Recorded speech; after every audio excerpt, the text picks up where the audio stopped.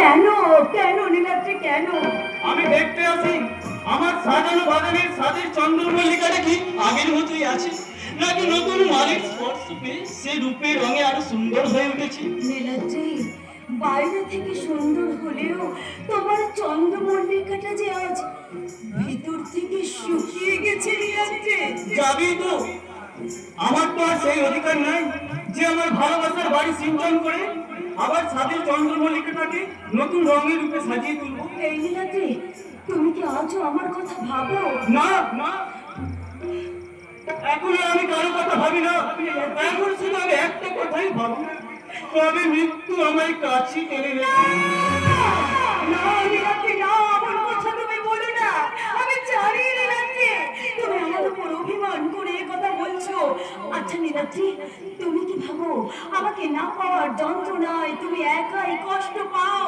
তুমি কি জানো নীলাদ্রি, তোমাকে যখন আমি দেখি যে তুমি আমাকে না পাওয়ার যন্ত্রণায় কষ্ট পাচ্ছ, আমার ভিতরটা তখন ডুকরে ডুকরে কাঁদে।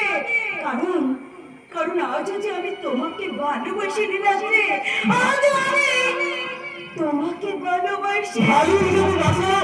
তাহলে আমার ভালোবাসা কেন তোমার ওই মনের ভক্ত দুয়ারে দাঁড়িয়ে গুমড়ি গুমড়ি কাঁদবে? তুমি কি পারো না শিল্পা আবার আগের মতন আমার জীবনে ফিরে আসতে? নীলাদ্রি, তুমি তুমি আমাকে ফিরিয়ে নেবে নীলাদ্রি? এই নীলাদ্রি, আমি যদি তোমার জীবনে ফিরে যাই, তুমি আমাকে আবার আগের মতো ভালোবাসবে? বলো না, বলো নীলাদ্রি, বলো। নিশ্চয়ই ভালোবাসবো শিল্পা।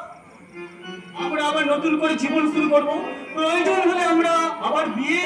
না না নীলাদ্রি, না, এখনই আমাদের এই সিদ্ধান্ত নেওয়া ঠিক হবে না। আগে দাঁড়াও, তোমার দাদার জীবন থেকে আমি নিজেকে মুক্ত করি, তারপর না হয় এই কথা ভাববো।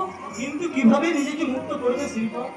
সে কথা তুমি সময় হলেই জানতে পারবে শিল্পা, হ্যাঁ গো হ্যাঁ, আজকের পর থেকে তোমার দাদার সঙ্গে আমি এমন ব্যবহার করব যে তোমার দাদা নিজে আমার জীবন থেকে সরে যাবে। প্রয়োজন হলে আমাকে যতটা স্বার্থপর হতে হয় আমি ঠিক ততখানি স্বার্থপর হব। আমাকে যতটা নিচে নামতে হয় আমি ততটা নিচে নামবো।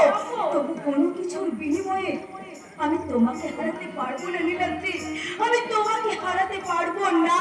না তাহলে তুমি আমার কাছে এসে শিল্পা, তোমার এই স্পর্শে আমার অবসন্ন মনে সমস্ত ক্লান্তি দূর হয়ে যাক, আমার এই অন্ধকার মনে জ্বলে উঠুক তোমার ভালোবাসার চিরা। এসো শিল্পা, এসো, তুমি আমার কাছে এসো।